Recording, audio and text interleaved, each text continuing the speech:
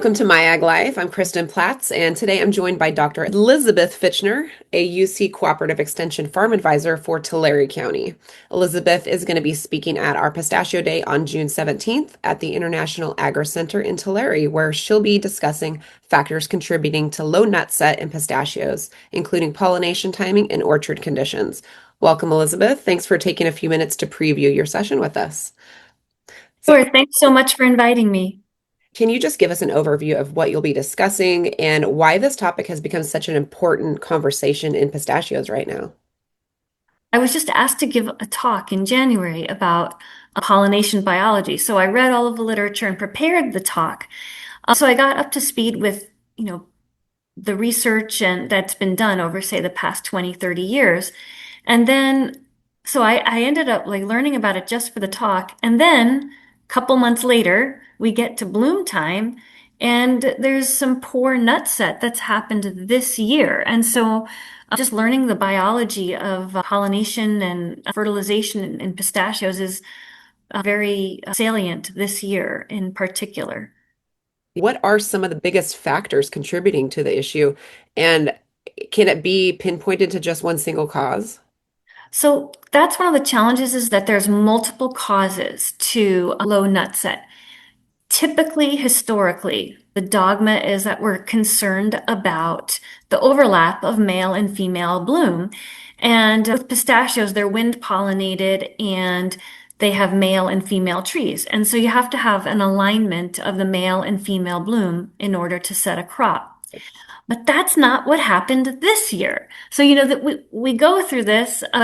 This year we had plenty of chill over the winter, but our bloom came I'd say about 3 weeks early here in the southern San Joaquin Valley. It almost like took us by surprise.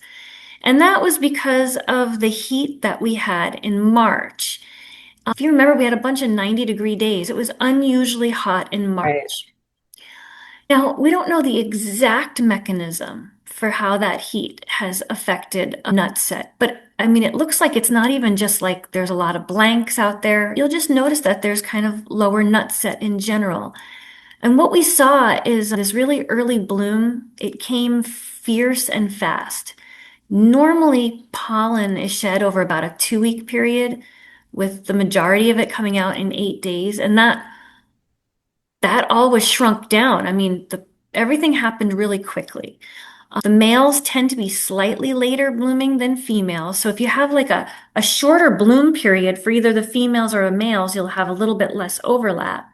And then in orchards where the temperatures were really hot during bloom, pistachio pollen loses viability really quickly as it desiccates. So even on a good year, normal bloom conditions, the viability drops within an hour of being shed. So maybe on those really hot days, maybe the viability went way down, and that can affect the actual nut set itself. Yeah.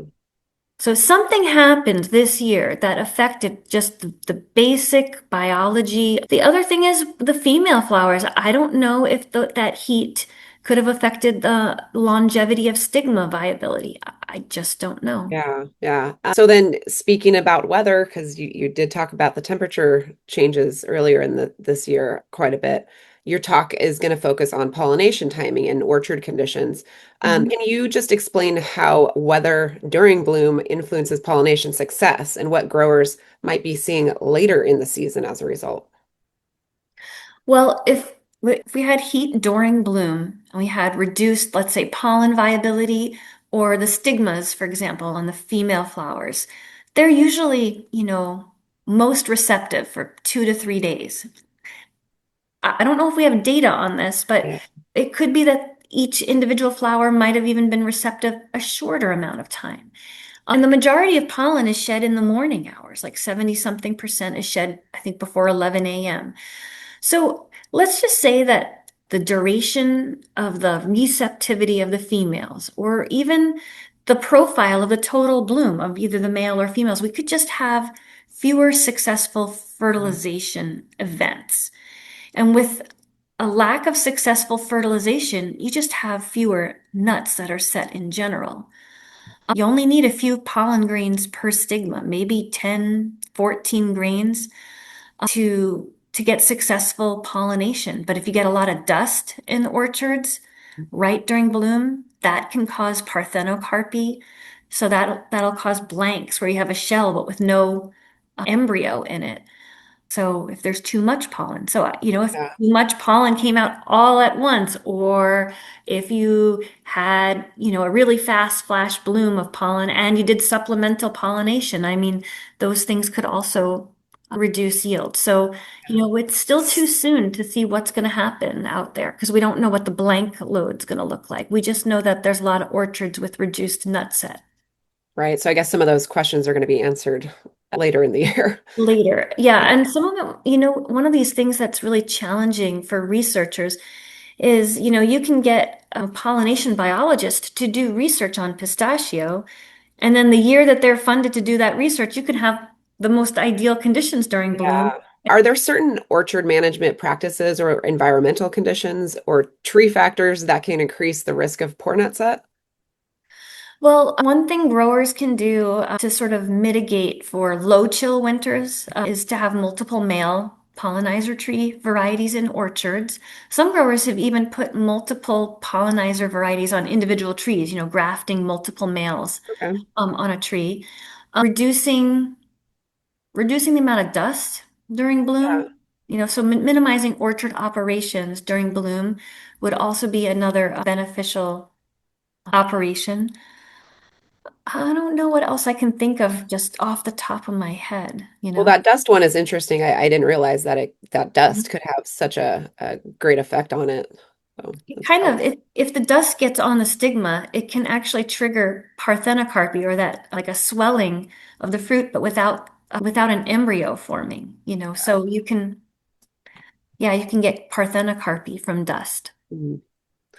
Well, probably just to wrap up, for growers that are considering attending Pistachio Day, what do you think makes this conversation especially valuable right now? And what do you hope attendees take away from your session?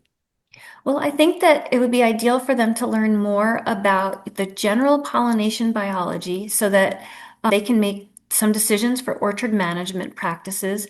And then the other thing would be to start opening a discussion about what happened in individual microclimates around the whole pistachio growing region so that we can sort of get some ideas about what happened exactly this year based on the differences that we see across the pistachio growing region.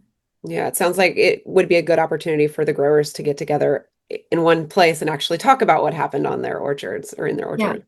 that Yeah. would be really valuable for the Yeah. researchers as well.